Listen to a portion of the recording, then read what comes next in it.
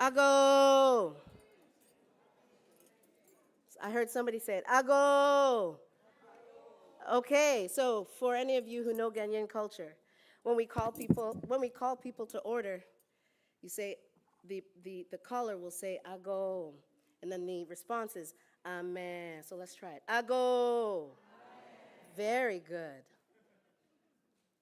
And now I would like to introduce Abena Beloved Green with Power to Move.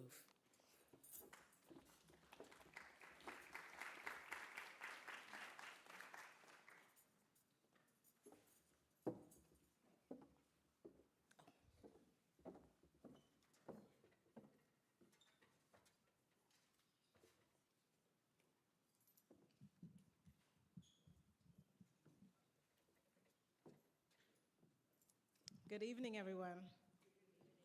It is certainly an honor to be here on this special occasion, the launch of this lecture series in honor of Mary Ann Shadd Cary. When I met Nanaba just a few weeks ago, it turned out that she told me about this series, and I was like, oh, I actually learned about her over 20 years ago in university in my creative writing class. I had been asked to do some kind of assignment, and so I looked her up and found out who she was and was amazed and impressed and inspired because that assignment ended up being something about Mary Ann Shadd being my mentor, or the person's mentor. I'm assuming it was me in it. So she was like, look for the piece, find it. I was like, there's no way I'm gonna find it. Long story short, I found it. Now, that's not what you're going to hear this evening. But in looking for that piece, I actually found a poem. Her name came up in another poem, and I was like, oh, what's this poem? And so I guess she lives on in my writing and keeps coming up, and so here we are again with a piece with a couple of people in it. Okay, this is Power to Move. Dear Miss Viola, I bet you didn't foresee how the story would go when your car broke down that November day on your way to a meeting in Sydney. What were your plans for your school of beauty before this obliged break? What film was showing that evening at the Roseland? A comedy? A romance? Did you get the chance to see the opening credits before the usher told you to move to the balcony? Before the manager insisted the same, then called the police? Even after you offered to pay the main floor rate, the ticket you had asked for in the first place? Did you see one scene before they dragged you out the theater doors, injuring your hip and knee? No lawyer, only the veins of a light bulb buzzing in the cell where you sat all night long. Boss beautician turned activist, how did it feel to be the face of a movement when all you wanted to do was watch a movie? How did it feel that moment you chose to say, no, I will not sit in the balcony? Dear Miss Mary Ann Shadd, when did you understand the power of words to move the heart of a man? To convince families to flee deranged systems of control, obsession with supremacy, ultimately insecure, compassionate persuasion from the pages of your paper lifted the hearts and hopes of your neighbors to earn fair wages for their intelligence, for their labor, to build their own tables, to fellowship as family, to warm their feet by the fire after dinner, and to have their children read all by themselves from the words of the good book, or maybe the Freeman. Their voice is clear as stars against night. What was it like to hide in order to be seen? To use the names of two male colleagues on your masthead so readers would consider your arguments for abolition. Not a guarantee if they knew the words were from a woman. You've shown a leader must be clever, knowing when to reveal her name and when to lay low, something you learned in childhood, I suppose.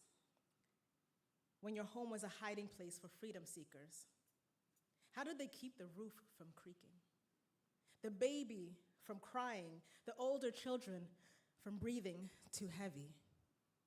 Your family challenged the system, risking their lives for the sake of justice. Are there any left like them? And you, Miss Mary Ann, made good on your word. A school for freedom seekers. Once in Windsor, the kids learned to spell ABOLITION and FREEDOM. Maybe some became lawyers, educators, or put critical messages in ink just like you.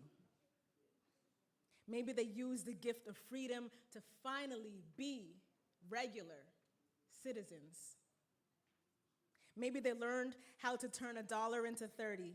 Maybe they learned from their journey that aspiring leader or not, one must be clever.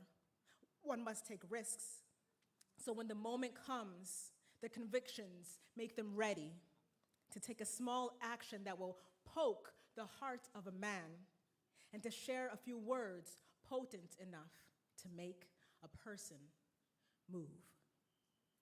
Thank you so much.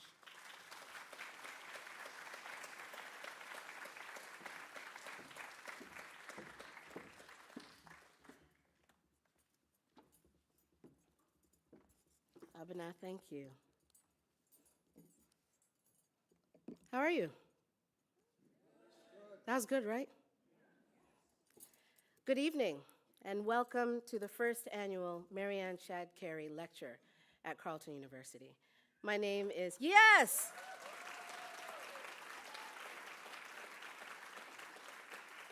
We honor our firsts and the seconds and the thirds. My name is Danaba Duncan. I'm an associate professor in the Carty Chair in Journalism, Diversity, and Inclusion Studies. I'm going to acknowledge the land that we're on. I was born in Accra, Ghana. I was born of two tribes, the Fanti people of my father, the people who lived by the water, and the Akwapim people on my mother's side, those who live in the mountains. My parents brought me to Turtle Island when I was very young, and I know what it's like to feel connected to a land and its peoples. I stand on the traditional, unceded territories of the Algonquin Nation, who've stewarded the Kichisibi watershed since time immemorial. I have a lot to learn about the Algonquin Nation, and I think it's my responsibility to take steps to do so. I also recognize that there are many communities of African descent who arrived on these lands through forced migrations and under the same colonial structures that have oppressed indigenous peoples for centuries. When we name shared threads of colonial violence, we commit to uplifting indigenous sovereignty and advancing the liberation of people of African descent. Our struggles intersect in powerful ways, so may we continue to build understanding through shared knowledge, healing, and meaningful alliances. On this land of migration and refuge, we're honoring a woman who built community across borders and spoke truth to power, Mary Ann Shadd Cary. So about 5 years ago, I was on one of the luckiest Zoom calls. I was with my fellow co-founders of Media Girlfriends, a podcast production company we used to run. I was with Garvia Bailey and Hannah Sung. It was our first meeting with Historica Canada. This is the group that make the Heritage Minutes and the Canadian Encyclopedia. They hired us to make a bilingual Black history podcast and video series. And we were brainstorming who to feature. And Garvia says, we have to do Mary Ann Shadd Cary. And so we all said, yes, absolutely. Educator, abolitionist, lawyer, and opinion writer, a journalist, the first Black woman to publish and edit a newspaper in Canada, the first woman to publish a newspaper in North America. The Provincial Freeman was first and foremost an anti-slavery newspaper. It advocated for Black equality, equity, and rights. She was formidable. She withstood racism. She withstood misogyny. So yeah, absolutely we're gonna do an episode on her. And then the researcher on the Historica Canada team says, I'm related to her. And I was like, what? Wait, what do you mean? And she says, oh yeah, that's my great, great, great, great auntie. The person talking was Marishana Mabusela, who ended up on the podcast with her mother, Adrienne Shadd, who will be delivering the opening remarks today. Yeah, you can clap. So that lucky Zoom call started a relationship with the Shadd family, including an invite from Shannon Prince, who was here. She's the former curator of the Buxton National Historic Site, where Shadd Cary's printing press lives, and great, great, great niece of Mary Ann Shadd Cary. And she invited me to stay at her place when Canada Post launched a commemorative stamp in Mary Ann Shadd Cary's name.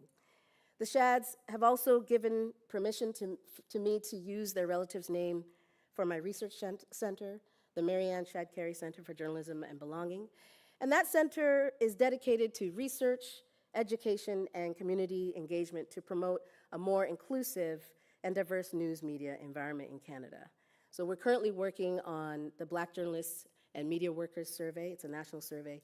And we're also working on reporting in Black communities. This is a research project to create an evidence-based, Black community-informed resource for journalists, students, educators to report on Black communities in Canada with accuracy, dignity, and equity. So I'm really grateful to be doing this work under the banner of Mary Ann Shadd Cary's legacy.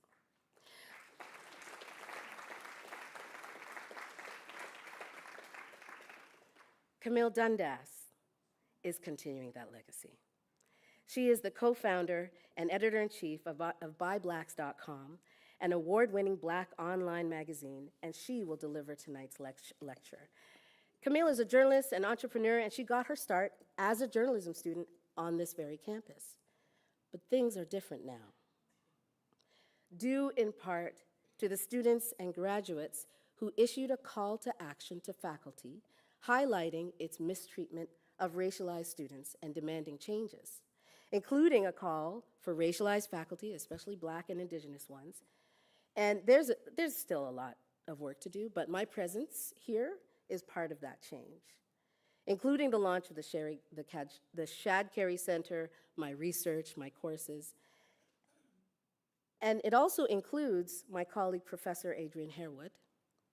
He launched the graduate seminar, Journalism, Race, and Diversity, the school's first course focused on race. He also created the History of Black Journalism, the first course of its kind. And I'll note here that it's in Adrienne's blood. His dad is right there. John Harewood he wrote a column for Contrast, and his mother was a poet in residence for Contrast. Contrast was the largest circulation English language Black newspaper in Canada in the 70s and 80s. Then we have my colleague, Professor Duncan McHugh. He's Anishinaabe and a member of the Chippewas of Georgina Island First Nation. He also joined us a few years ago, making great strides. Duncan has launched the Certificate in Journalism in Indigenous Communities, a 10-month program that allows Indigenous students to study journalism in their home communities. This is all great stuff. And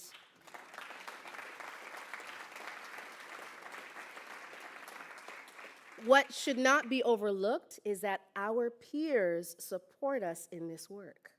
It is really hard to drive change when the people around you don't care, or you think that the people around you don't care. That's not my experience here at Carleton. We have the support at the level of the Faculty of Public and Global Affairs and through the leadership of Alan Thompson, the head of the journalism program. Here's how his commitment shows up. It's in the minutia, like making sure a projector of Mary Ann's face is bright enough and placed in the right spot. And I'm just sorry that we didn't get one with enough lumens. We'll get it right next time.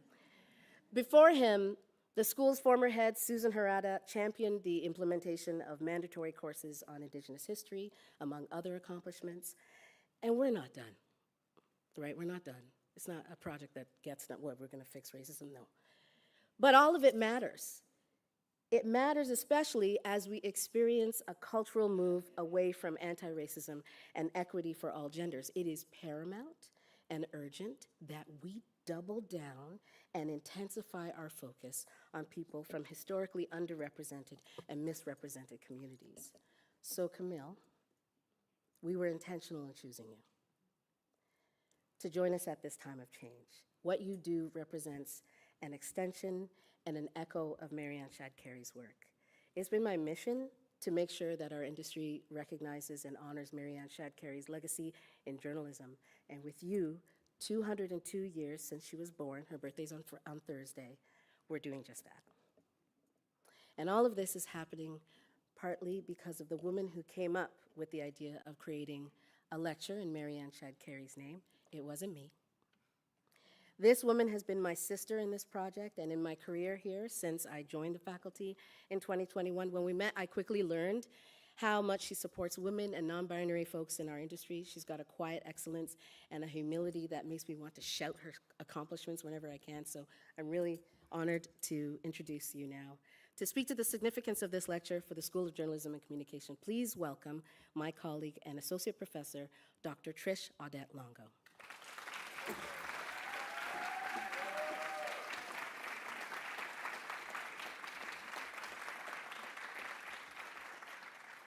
Thank you. Tonight's Mary Ann Shadd Cary lecture is the first in Carleton journalism's 80-year history to be named for a woman. I proposed this lecture last year after organizing a special public lecture given by Passant Matter entitled Objectivity, Press Freedom, and the Palestine Exception. Some of you were here for that lecture on this floor last fall. Passant opened her reporter's notebook, laid out the unwritten rules at play in Canada's newsrooms, and held them up for closer public scrutiny and debate. Following her lecture, she was joined on stage by 3 journalism students who led the night's questions and asked about what it takes to make change and what it takes to continue doing the work. I am so thankful to work with Inaba Duncan, to realize the Mary Ann Shadd Cary lecture, to set out the goals of centering voices of change in Canadian journalism and centering principles of diversity, equity, inclusion, and belonging. Tonight, 3 journalism students, Simone R. Brown, Sarah J. Harp, and Georgia Lumen, will join Camille on stage. Including students in this lecture by hiring and training them to moderate a public discussion sets the Mary Ann Shadd Cary lecture apart by design. We want to make sure that students have opportunities to meet with, learn from, and be inspired by each year's lecturer, on stage and in a classroom workshop earlier in the day. Unlike our other marquee lectures, the Mary Ann Shadd Cary lecture does not have endowed or year-to-year funding. It is only possible to share this space, invite speakers to this stage, live stream, hire and train students to moderate this public lecture, and offer graduate students a separate practical workshop because individual alumni, individual community members, and the Canada Race Relations Foundation believed in the importance of having a lecture named for Mary Ann Shadd Cary and donated to our Future Funder campaign. This lecture is meant to feature women and non-binary journalists from misrepresented and underrepresented communities. It is meant to amplify their insights on making change in how we understand and how we do journalism. It is meant to be a place where we imagine alternative journalism futures together. Before you leave tonight, if you believe in this project, please donate. And there's a tip-top machine at the back there. If everyone in this room and everyone who has registered to stream this lecture from home donates just $10, we will be about $2,000 closer to our goal of making this a sustainable annual lecture in Carleton University's journalism program. There will also be opportunities tonight for you to ask questions. There is a QR code for a Slido that you can pose questions to through the night. And Ninaba and I will be monitoring these, and then we will ask questions on your behalf after the student-moderated discussion. So thank you.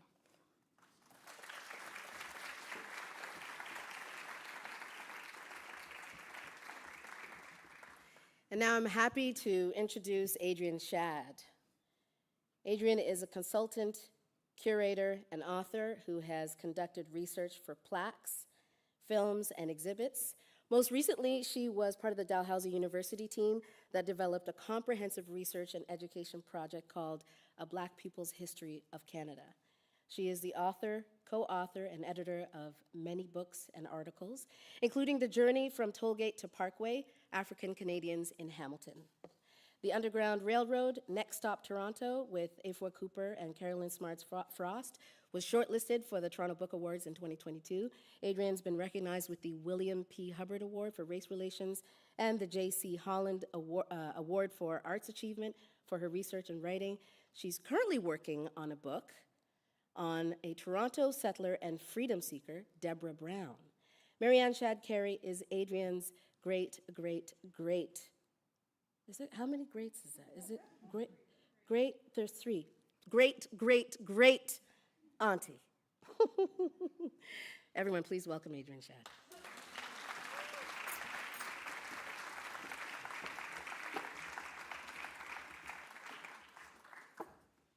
Thank you so much, Nanaba. How is everybody doing this evening?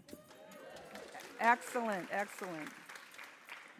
So it goes without saying that I'm incredibly honored to speak to you today at the inaugural speaker series of the Mary Ann Shadd Cary Center for Journalism and Belonging.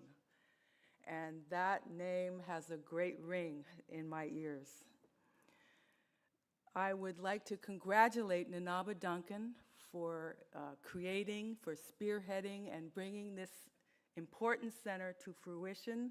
It's a fantastic achievement, and I think everybody should give her another round of applause.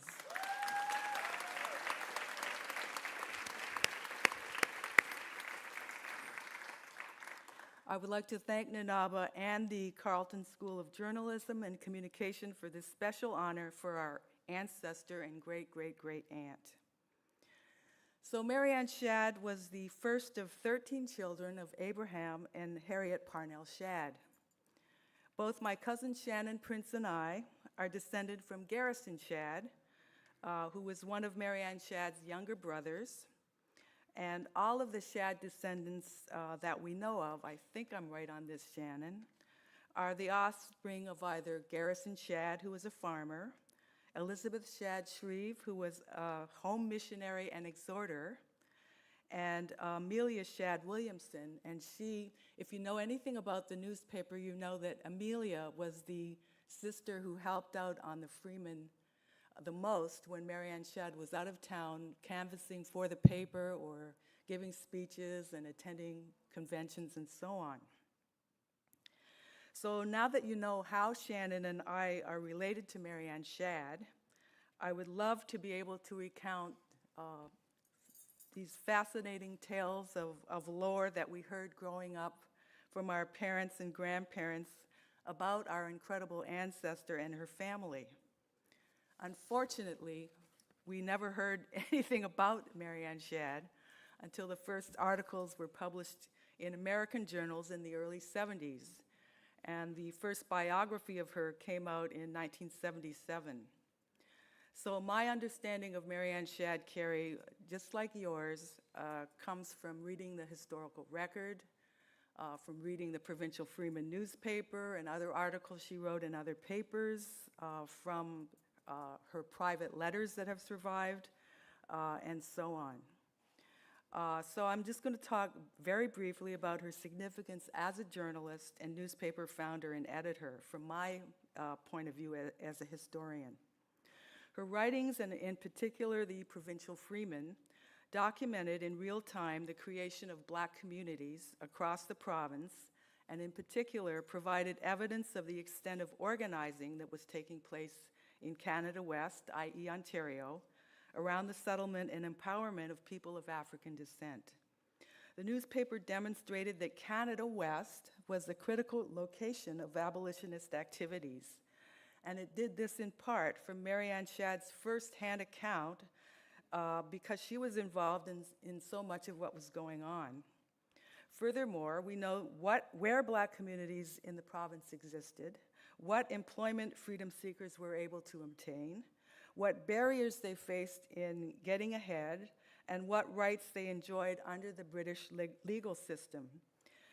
But she also made it a point of reporting when those rights were abrogated. We also learned about the organizations these freedom seekers formed, who the leaders of those organizations were, and the critical issues being discussed and debated in the Black community at the time. The newspaper also documented the vast number of connections that existed between Canadian and American anti-slavery networks. But what has stood out for me, particularly as I read the Provincial Freeman, is how she insisted that her people be represented in the paper with intelligence, humanity, and with incredible fortitude and agency. In particular, Shadd made a point of the way that Black women were represented. The Freeman was an important forum for Black women, and a showcase for their talent and accomplishments. For example, the paper sang the praises of such outstanding African American women as concert singer Eliza T. Greenfield, otherwise known as the Black Swan, or writer, poet, and orator Frances Ellen Watkins Harper. And it reported on lesser-known achievements or women's and women's organizations who were given public recognition for their work and achievements. For example, Miss Gilcrease was recognized when she gave her first address on emigration before the Dumas Literary Association in Chatham. Her speech was reprinted in its entirety. The Freeman exposed discrimination faced by African people and encouraged them to fight back by a variety of means. One issue published the police report in which Mrs. Sarah Armstrong, described as a respectable colored lady and teacher in the school, gave a sworn statement charging dentist J.F. Grady with assault. It was actually attempted rape. When the accused failed to appear in court, he was sentenced to a fine or 30 days in jail. And African Canadian women derived tremendous inspiration from the pages of the Freeman, as noted by the appearance of several letters to the editor from Black women readers who themselves were sometimes uncomfortable writing to the editor of a newspaper. For these and many other reasons that I won't go into here, I've come to truly appreciate Mary Ann Shadd Cary's contributions as a newspaper publisher, editor, and journalist. The Provincial Freeman is a treasure trove of information about Black communities, about the organizations and events taking place, who the movers and shakers of those communities were, of the critical issues being discussed in the Black communities in Canada, not to mention the events and politics in the United States impacting those communities. As a descendant, but also as a historian, I am incredibly grateful that Mary Ann spearheaded and took on this newspaper project. I feel that as a researcher and chronicler of Black Canadian history myself, I'm trying to do the exact same thing that she was trying to do 170 years ago, which is confront the stereotypes of African people by depicting them as human beings who have not allowed history to happen to them, but who are making history happen through their own courage and resilience. She showcased people with talent and intelligence, people who were making a difference in their communities, men and women who, by the very act of liberating themselves from slavery, were forging their own lives in freedom. For these reasons, not to mention all of the other accomplishments she achieved in her lifetime, I couldn't be more proud that Mary Ann Shadd Cary's name was designated for this important and groundbreaking center of journalism. Thank you very much.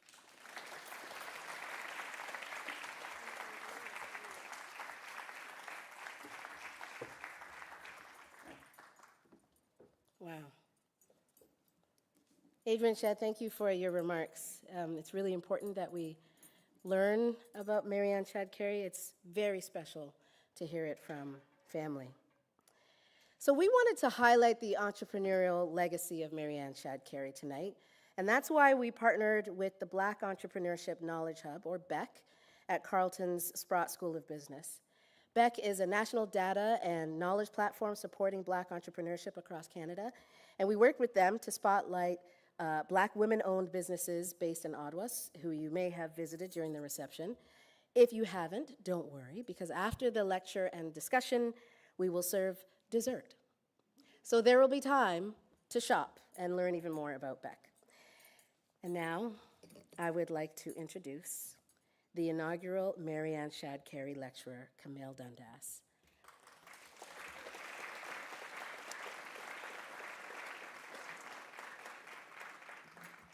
Camille Dundas is the co-founder and editor-in-chief of the award-winning online magazine ByBlacks.com.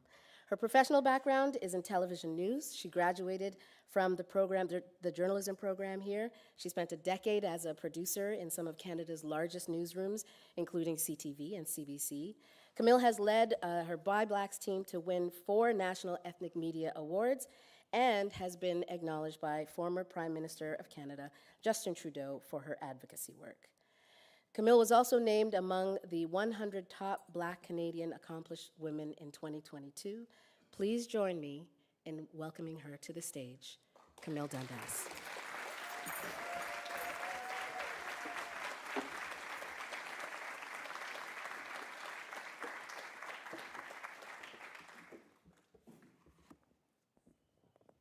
Thank you. Thank you, Nanaba, Trish, Audette Longo, Alan Thompson, and the entire journalism school. I also want to thank my family for being here tonight. My husband, Roger, our legendary children, Marley Rose, Chase, my mom, my uncle Stedman, my cousin Chad, and his wife, Anita. And to all my siblings, my nieces, my nephews, and cousins tuning in on the live stream. We roll deep. This, of course, is an immense honor for me, but it is not mine alone. There are so many women who I share this honor with, women of persistence and defiance. From my grandmother, Mabel Moyer James, who was Dominica's first woman minister of government, to my big sister, Shan, who showed me how to argue a point anywhere, anytime, any place, with anyone. She's a very successful lawyer, so that worked out for her. And of course, my mom, who walked me into a local newspaper office when I was 14 years old, when we were living in St. Lucia, and told the owner he should give me a summer job. So yes, my first summer job was actually as a journalist, a columnist, in fact. I think it was called Teen Talk. My mom, she has a way of communicating without speaking. And I remember looking at her like, what are you doing? I'm just a kid. I can't work here. And she looked back at me like, yes, you can, and you will. So I did. Mom, thank you for showing me how to persist and defy, even when the voice you have to defy is the one inside your own head. I share this honor with you tonight, Mom, and all the other moms who've pushed their children to greatness. Would you stand for 1 second? And would you all help me in honoring my mom?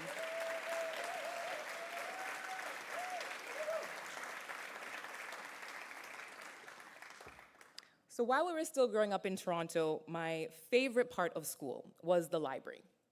And one day we were asked to do a book report on a Canadian who inspires us. I remember walking along the bookshelves, running my index finger along the spines of the books while flapping them down to see the covers. And I stopped when I saw a book with a picture of a Black woman. Her name, Mary Ann Shadd Cary.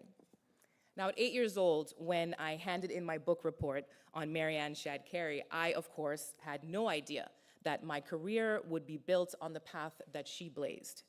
In 2007, when I was the only Black student in the graduating class of Carleton's journalism school, I, of course, could not even imagine that my name would ever be mentioned in the same sentence as Mary Ann Shadd Cary, let alone be standing here giving a lecture. During my time at Carleton School of Journalism, we learned extensively about the principles of objectivity. We were taught that we should never become the story ourselves, and that journalism should remain free of advocacy. While we learned how to find sources, we weren't taught how to care for them, or to care about what happens to those sources once a story is published. Like a mother who has just lost her son to gun violence, we stick a microphone in her face and offer condolences on our way out. We convince her that she should talk about who her son was rather than have people speculate. But what is the cost? And her image plastered all over the screen, sobbing for her dead child, well, that's simply collateral damage. We're not supposed to care about that. You get in, tell the story, get out, rinse, repeat. And I did just that for a very long time, almost 10 years to be exact, at the CBC, at CTV News, and CP24, where one night I was working a late shift, had to be around 10 o'clock, and the phone rang. I picked it up, and the voice on the other end asked me a question. Are you going to do a follow-up story about my brother? I was confused at first, and I asked what he was talking about. He said, you did a story about my brother. He was accused of something, and now he's been released. He's innocent. But you played that story over and over again and showed his face over and over again for days. So I'm asking you, are you going to do a follow-up story? I really didn't know what to say because I knew the answer was no. Of course we weren't going to do a follow-up story. That's not how the news works with these types of stories. With crime stories, police feed us press releases, mugshots, and we broadcast them, sometimes verbatim. We don't really question the version of events from police because they are the ultimate source. That's what we learned in journalism school. And it doesn't matter to us if you're guilty or not. It just matters that the police said they believe you did this crime. And so we broadcast your photo, your name, and all of the supposed facts over and over. And when it turns out you didn't do the thing police said you did, well, we don't really care. We just move on to the next mugshot. And so when we started ByBlacks.com, I tried to bring the best of what I learned in legacy media and leave the worst on the table that I walked away from. It wasn't easy, but it worked. We've been in business for 12 years. We are the only Black-focused national online magazine in Canada. We've won several national ethnic press awards, received recognition from the Prime Minister's office, and producers from legacy media regularly poach stories from our magazine, which I love.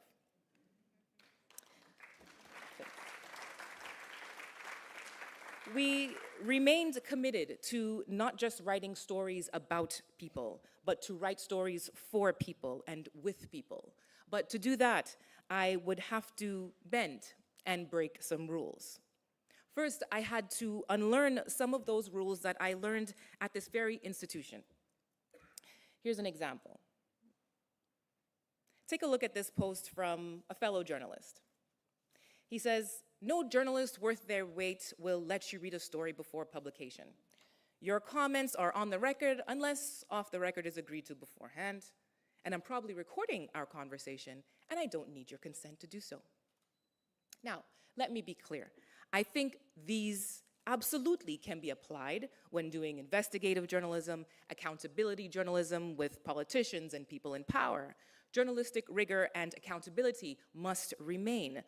But there must also be room to mitigate harm to the people we are writing about, especially when we are writing about deeply nuanced and complex social issues that affect everyday people living under extreme circumstances.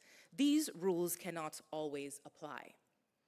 And I read this short list of rules and I think, is there any surprise that public trust in the institution of journalism has been plummeting for years?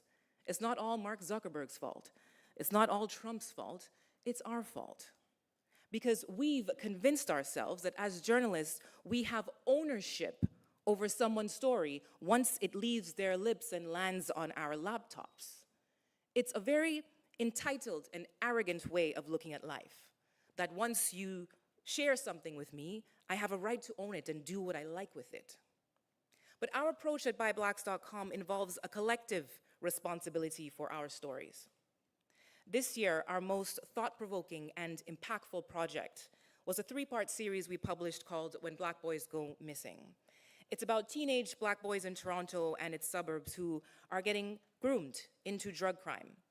The series went beyond the stereotypes to understand how kids from what we thought to be safe neighborhoods and good families are becoming drug runners in remote Ontario towns, and why so many parts of the system assume inherent criminality, as opposed to seeing how the patterns of grooming are very similar to how girls get lured into sex trafficking. So what did we do differently? Well, for one, we granted ourselves the luxury of time.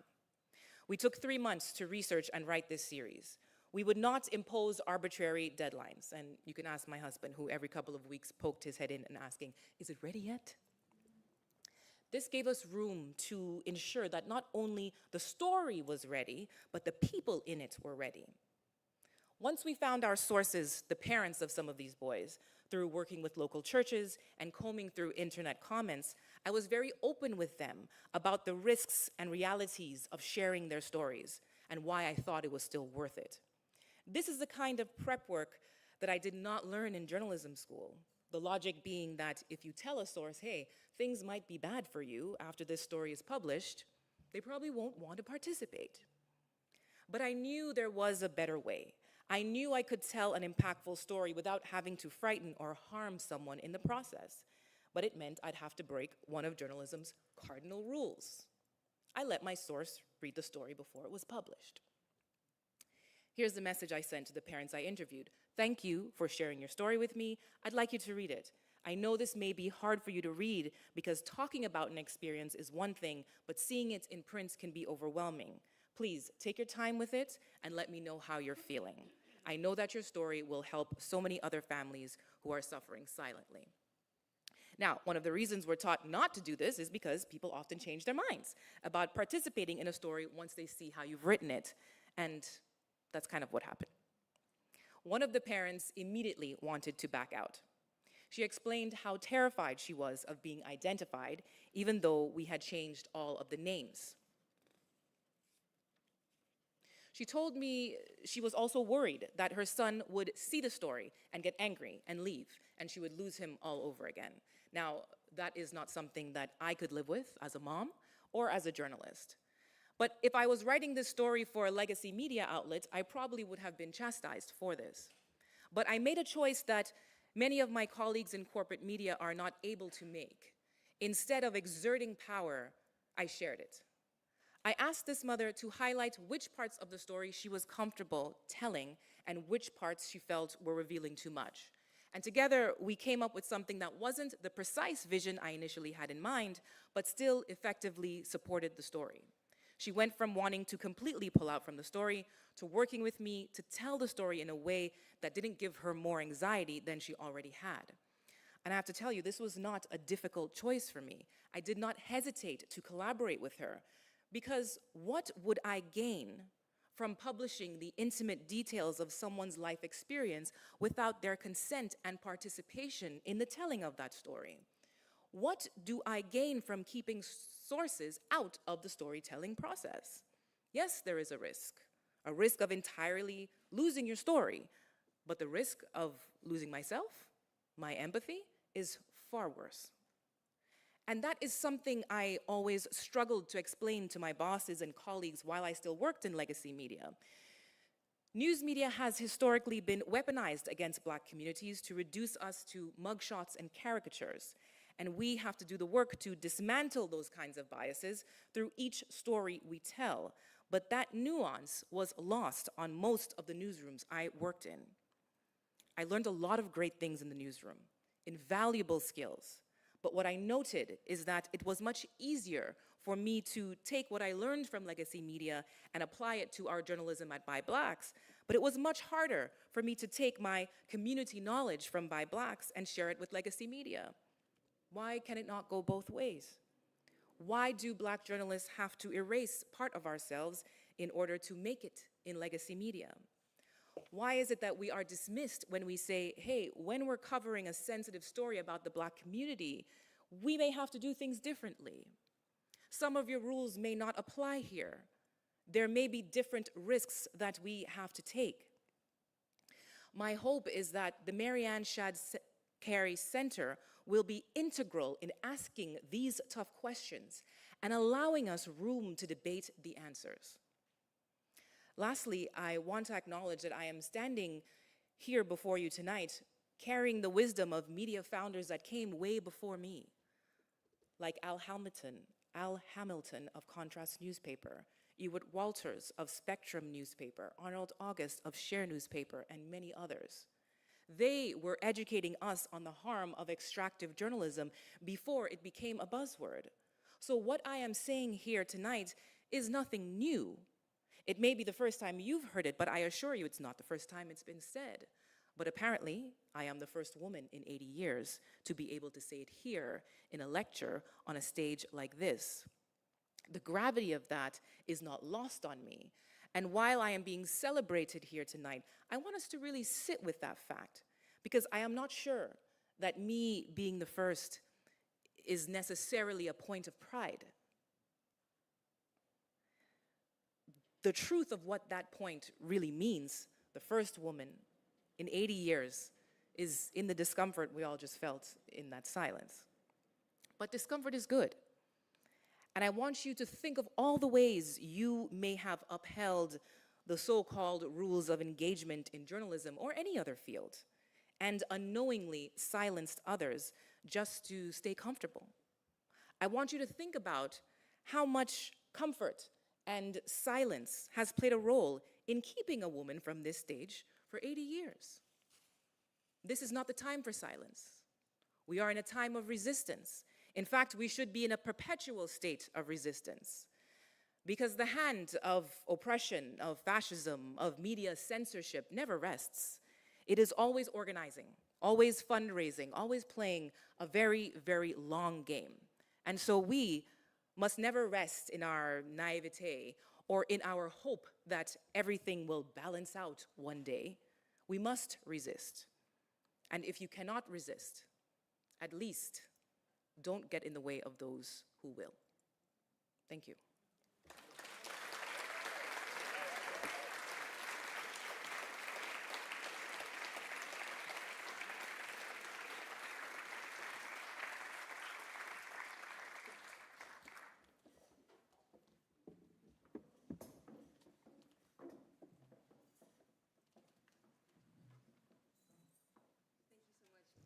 For your lecture, your wise words, and to everybody else, good evening. We are your honored co-moderators for tonight. My name is Simone Brown.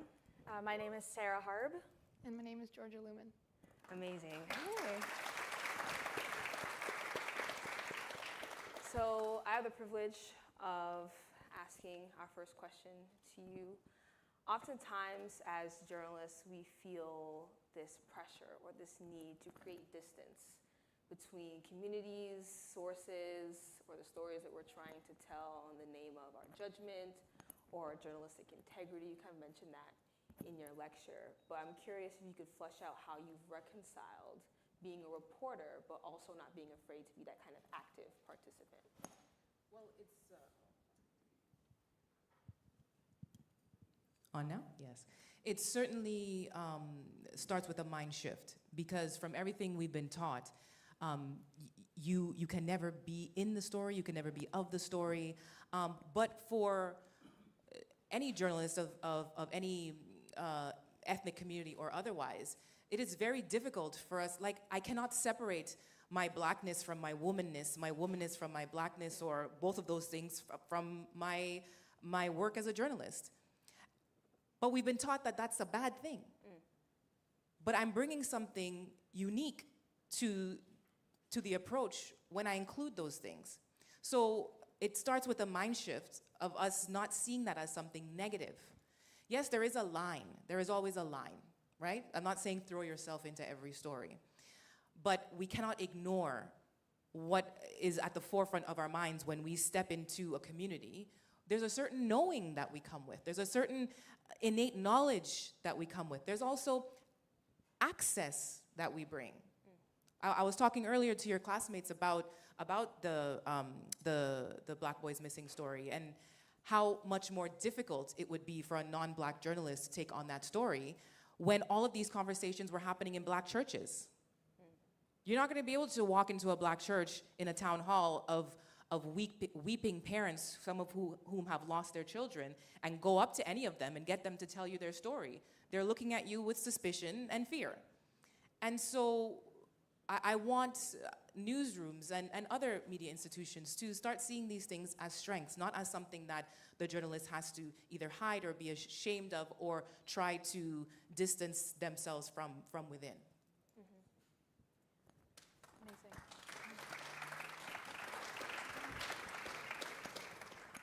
So mainstream media will often teach us that Black people are either extraordinary, either an exceptional athlete, or a Beyonce level artist, or dangerous, and rarely just human.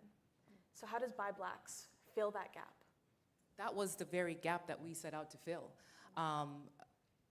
When my husband Roger, Bi Blacks was his idea, and initially it was a Black business directory. And a friend of ours said, hey, tell stories about the people so that people will come back to the website. It was natural, me already being a journalist, to fall into that side of the business. But I had a front row seat while working in legacy media to how our community is covered. And it was in those extremes. And for Roger and I, that was not our lived experience. We had so many friends, family members, just ordinary Black folks doing extraordinary things with their lives who are not getting media coverage, and it did not add up for us. So for us, there was that ignored, uncovered middle that we focused on. And clearly, it's successful, and these people in that middle are deserving of media coverage. So that's, if you go on the website, you will see all kinds of different intersections of Black life. And we don't see that represented in legacy media and corporately owned media. So that's how we filled that gap, just by existing, really. It wasn't that hard, I gotta say. It wasn't revolutionary. We just looked at our 5 closest friends, our next 10 closest friends, and 20 closest colleagues, and we're like, oh, you're amazing, you're awesome, that's a great story. It's never difficult for us to find great stories that just happen to be Black people. And what do you think that kind of storytelling does for young people? I hope that it not only inspires them, but it allows them. A mirror is a very important thing. Whenever you're trying to teach a child confidence, you often have them to look in the mirror and say affirmations, right? And to have a societal mirror for yourself is a powerful thing. And before by Blacks, yes, of course, as I mentioned, we had so many incredible Black-owned newspapers. But when it came to online, Black folks in Canada mainly turned to the US to see themselves reflected. And while we love our brothers and sisters across the border, we have a unique life experience. And so that's why we also committed to having Black Canadian content only on the website, which has been a challenge because the more popular the website got, we get inundated sometimes with pitches from America, from Black America about amazing stories there. But for us, it's like, you all have a lot of resources, a lot of places to put your stories, you know? So that's awesome that you want your story to be on by Blacks, but we are reserving this space for Black Canadians. That's not to say we will never expand and grow and include other areas, but as of right now, we want to focus on uplifting Black in Canada. Amazing, thank you.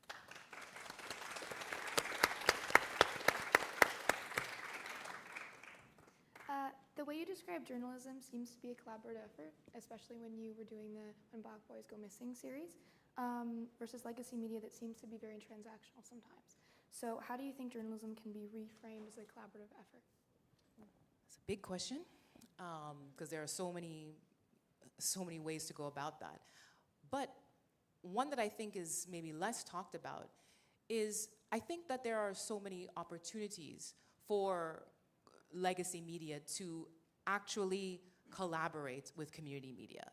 And I don't think it's done well. When legacy media tries to collaborate with community media, they still lean on the extractive model, which is, oh, can you put us in touch with so-and-so? Can you go to that church thing and get those people to talk to us? Or it's all very like, you go and do this, and then bring it back to us, and then we'll do the rest of the work, and then you're no longer involved. As opposed to, if you know that you don't have the resources or access to tell a story, why not, but you do have a lot of resources, way more than we do, why not approach that ethnic media organization or community media organization and say, hey, we'd love to do a story on this. Would you like to collaborate with us? And you can get credit. You can actually get a byline, or we'll pay you X amount to do this work. Why not actually work with us instead of poaching our stories and then reframing them in a way that sometimes is a little offensive. Sometimes they get it right, but because it's difficult to grasp all of the nuances without the experience, it often falls flat. So I think that I mean, we have had a couple of partnerships with big media that haven't really gone that well because of that, because it's difficult to change the mindset from this extractive model. Do you have any tips for young journalists like us, those who are in school, that can kind of, little ways that we can kind of be more collaborative and communicative with our sources? Lots of tips, yes. When it comes to your sources, as I said earlier, give yourself time. And this is when we're covering sensitive stories specifically, right? Not just your everyday run-of-the-mill story.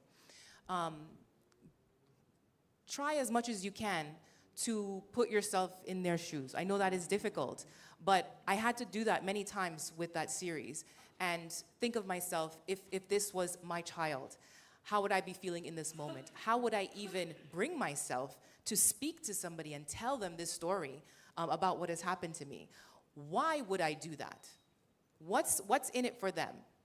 If a parent is willing to talk to me about that story, it means they care more about how this is impacting their community and not just themselves, because they're willing to share, because they don't want to see somebody else go through this. So I have to value that. I have to validate that. So it's very important to do your research in terms of terminology, in terms of nuances from that specific culture that you're speaking to. Come to the table with some knowledge, not expecting to be taught. You will learn, but acknowledge where your knowledge gaps are. Yeah, that's some real advice. Thank you for that.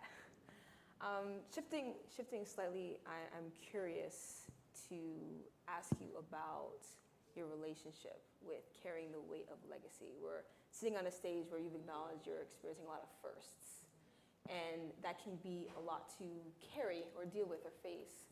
So how do you hold space, if you hold space at all, with reconciling that legacy? No. That is the short answer. I hold zero space for thinking about my legacy.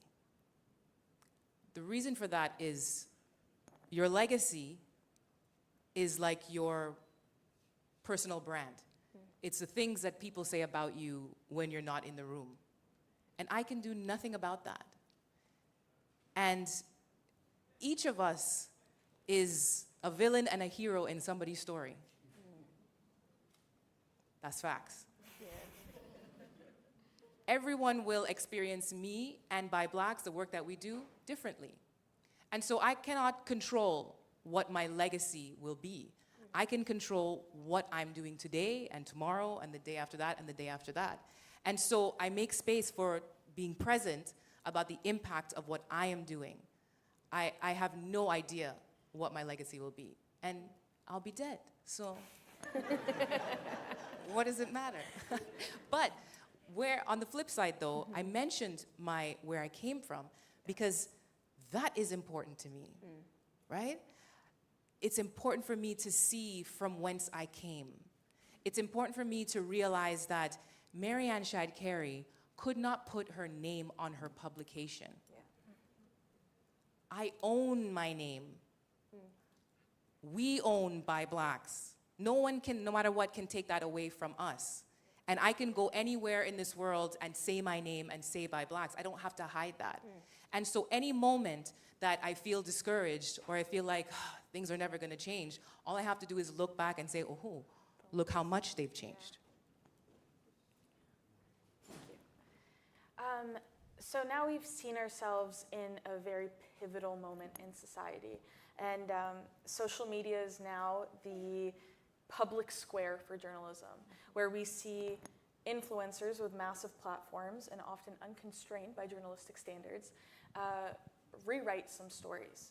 So how can we as journalists be responsible online? Should we look into empowering our community, or should we challenge those who are challenging our stories?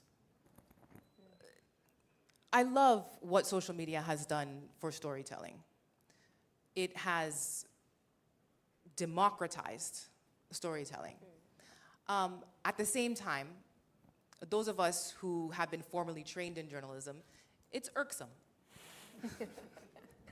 Because we see facts go by the wayside, we see any type of rigor be dismissed, and yes, any journalist cannot sleep well at night when you know there is misinformation floating out there.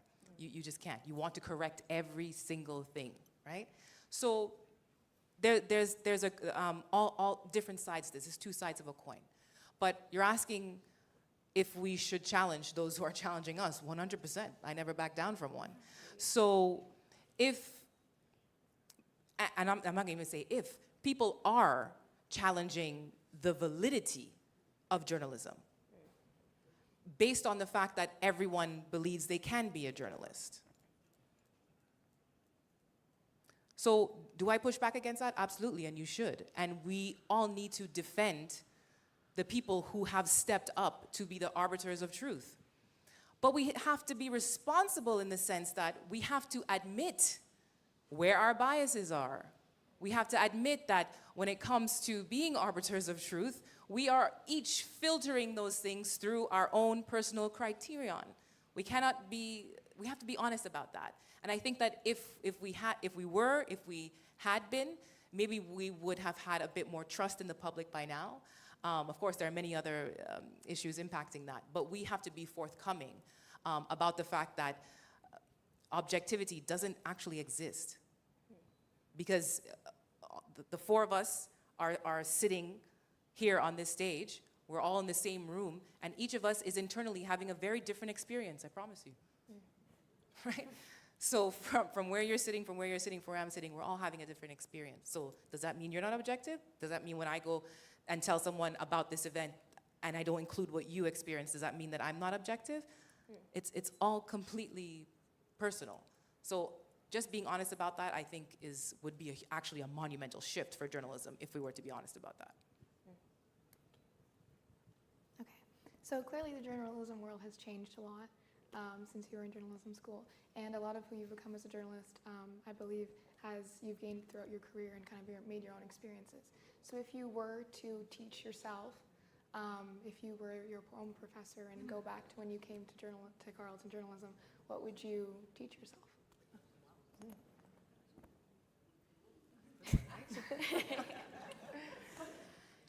You know what, actually? I think that one thing that young journalists, aspiring journalists, need to focus on it actually has nothing to do with journalism. But I think it's actually very important when you get onto this path. And it is about self-knowing and avoiding self-abandonment. If you never heard that phrase, I want you to research that phrase when you leave here tonight. Because so many of us, and we're here talking about women, so many women in particular self-abandon in our careers, in our friendships, relationships, etc.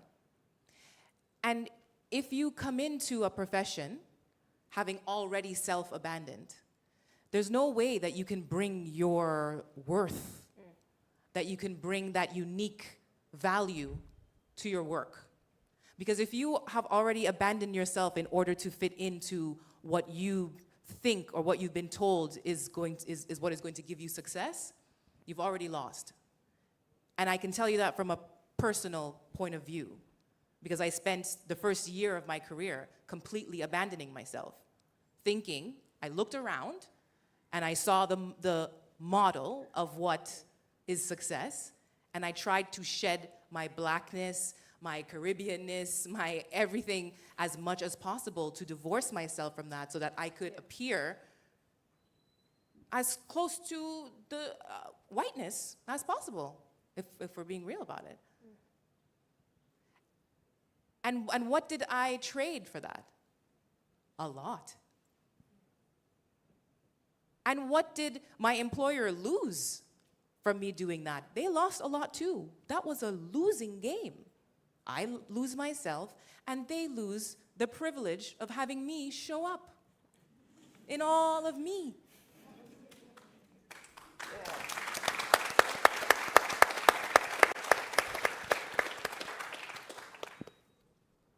I love that point. I love the fact that you shifted it, and it's like you lose, but they also lose. And I also love when you were talking about how when you walk into a room, they know your name, you own your platform. Something, I don't know, shivers about that. Because I think ownership is a really good point. You bring up the fact that Mary Ann Shadd Cary didn't write under her name when she first started out.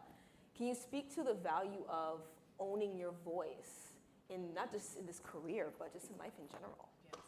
earlier, I was speaking with someone in one of the rooms I was in, and they asked me a similar question, what advice would I give to young journalists, to young writers? And I said, if you want to be a writer, then write. Remember that you have been a writer since the day you learned to spell and write your name, because your name is your first story. So you want to be a writer? Write. When somebody comes to me and says, oh, I want to be a filmmaker, I want to be a documentary, I want to do documentaries, I said, okay, show me what you've done. Where's your writing? Where are your films?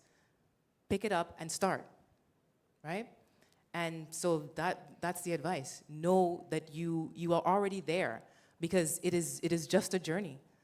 You're in school, but you're already a journalist. You've published a story, you've written a story, you are a journalist. So show up as that, and it'll show up for you. Okay. Awesome. Well, that concludes our questions. So thank you very much. We very much appreciate this opportunity, and I can speak for all of us. We're very excited, very happy to be here. I'll pass it back over to Trish and Nanaba. Yeah, thank you.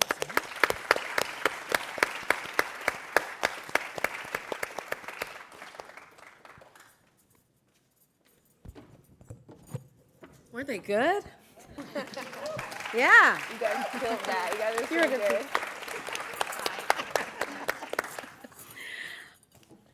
All right. I think you have some, yeah, we'll do it here. So we've had, this is the Q&A part of the night, and you see the QR code there. So if you have a question, you can put it in. We have, shall we ask both of them? Okay. This question is, in fighting back by any means necessary, what tools are at our disposal at institutions?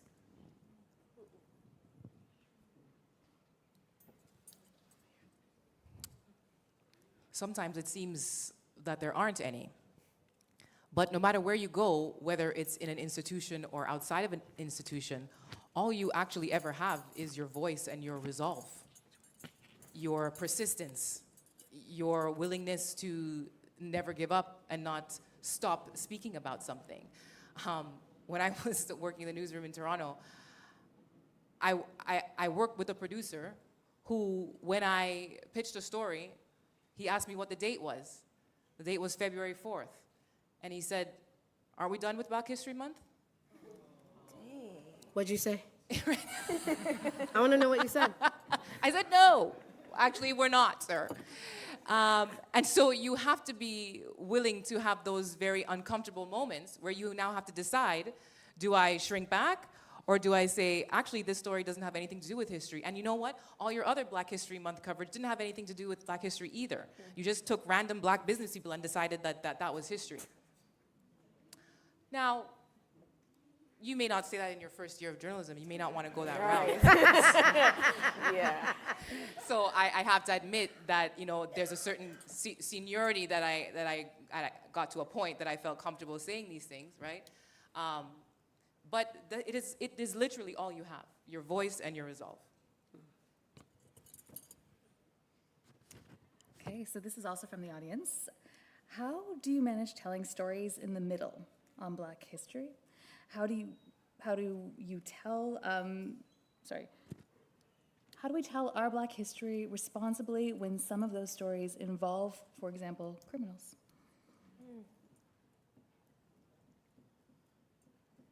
I don't know what that question is getting at, to be honest with you. I think So we were actually talking about that. So if you're in the room and you want to clarify, you can tell us. But what I think it means is that you were talking about this middle, the nuance, the like in between the exceptional and the worst or dangerous. And I think the question is about how do we? Nanaba? Oh, yes, thank you. tell us. Please.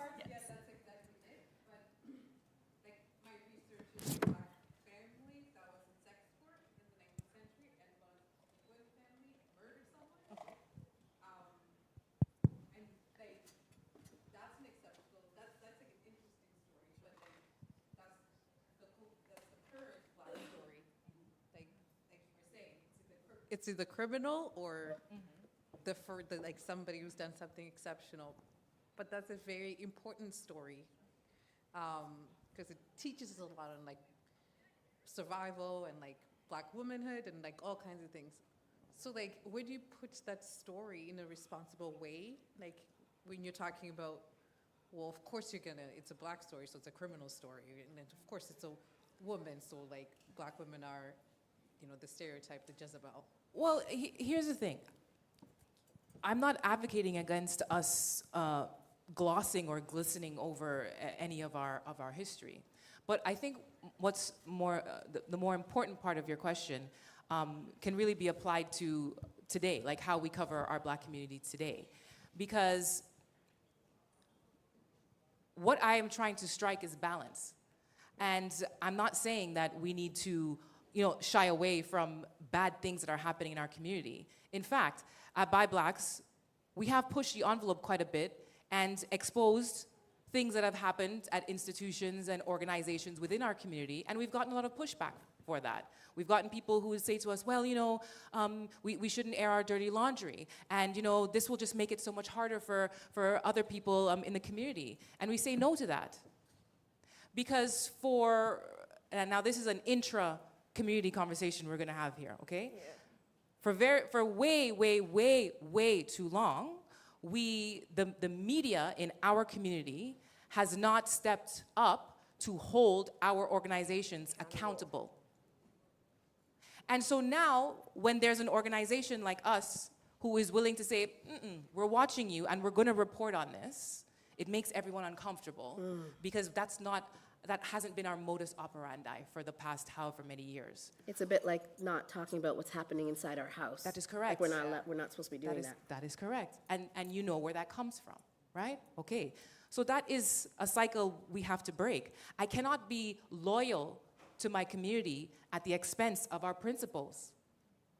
And if we never hold each other accountable for the negativity that some people and organizations are bringing to our community, then we just keep repeating the cycle over and over again.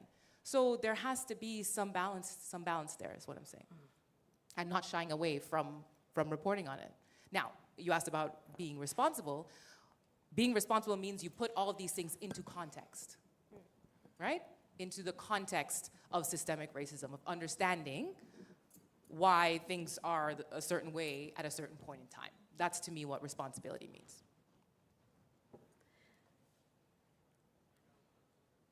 What could you tell Black writers who struggle to find jobs in journalism and have become discouraged to stay in this industry?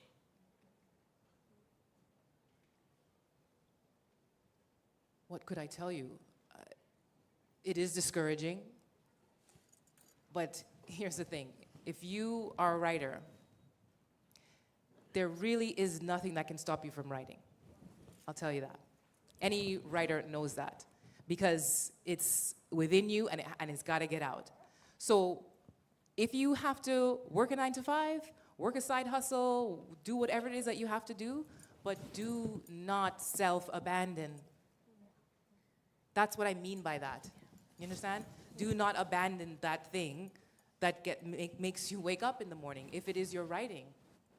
Every single one of you, we need your voice. Every single one of you brings something unique to this conversation over every day that we have it. So don't self-abandon. That's my advice. We have a question about money. How do you tell stories in our shifting and financially deprived media landscape?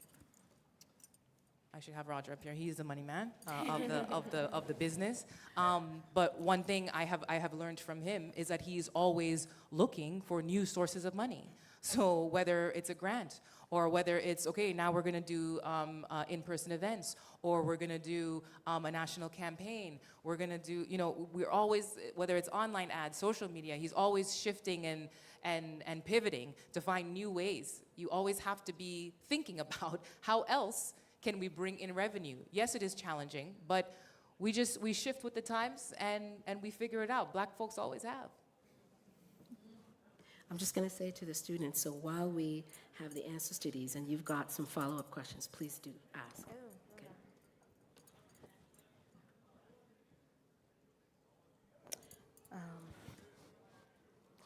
How can I overcome the fear of making mistakes when reporting on communities that are not my own? That is a fantastic question. And you will make a mistake. I assure you. You will make mistakes. You will make a mistake. Because you can only get it right through trying. And as I said before, though, come to the table with some knowledge.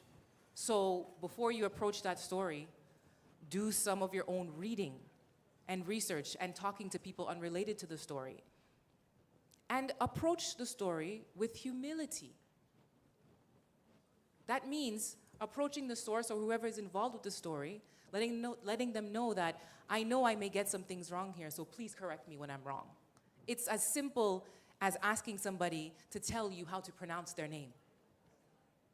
Starting with those very simple markers of respect.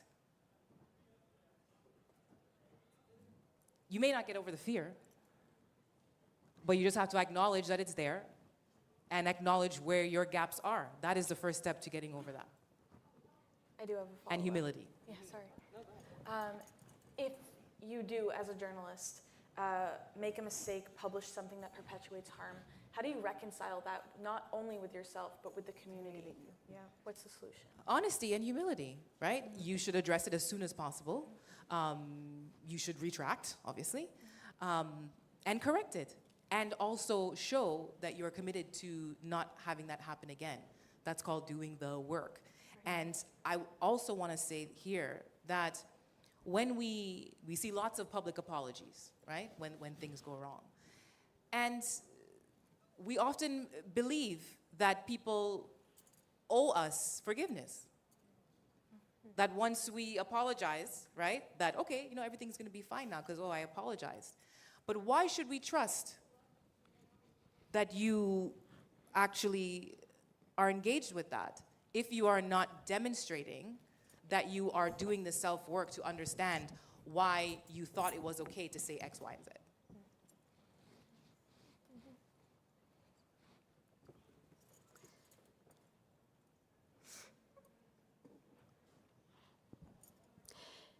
How do you see the evolution of Black voices in Canadian journalism, and what still needs to change?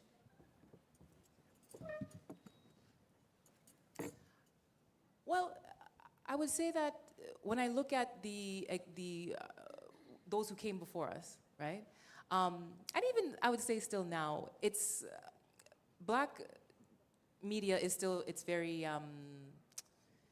niche in the sense that when you look at what we have today, you'll have a Black-focused newspaper or magazine that's focused on the Caribbean, one that's focused on Africa, then you have one specific to Ghana, specific to Nigeria, et cetera, et cetera, et cetera. But I do see some evolving there, and maybe we were at the forefront of that in terms of being pan-Canadian, dare I say, or also featuring the intersections of our identity that have traditionally been taboo. For example? Right? For example, Black queer communities, Black disabled communities. And by Blacks, it's very apparent to us when we look at our coverage versus others, the absence of that coverage on other Black media platforms is very stark. I'll put it that way.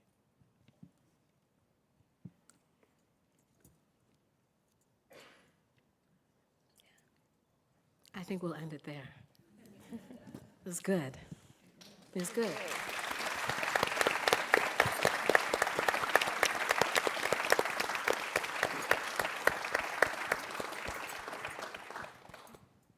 Okay, thank you all for being here tonight. We have so many people to thank for making this night possible, including Carleton University's School of Journalism and Communication and Journalism Program Head Alan Thompson, the Faculty of Public and Global Affairs, Jamie Sadgrove, every journalism student who worked hard behind the scenes tonight to make this night possible, and you've probably seen them kind of everywhere, especially there at the back. Nanaba Duncan. Oh. And the Mary Ann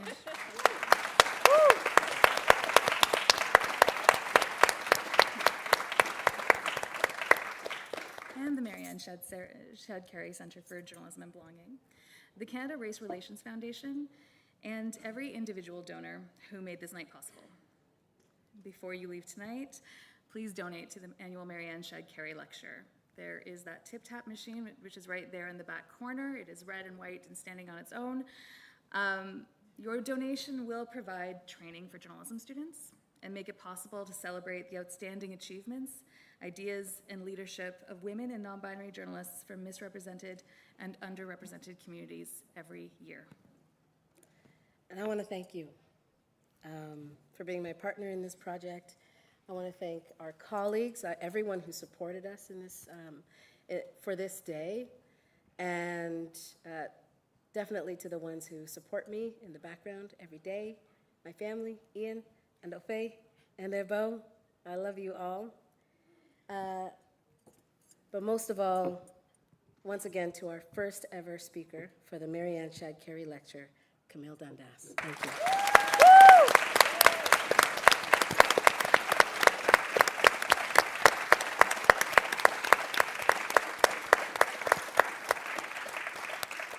That concludes our night. I want you to take some time to get to know each other, to take a look at all the businesses that are here, and we really, really appreciate you coming, and we're gonna be doing this again. Please give us money.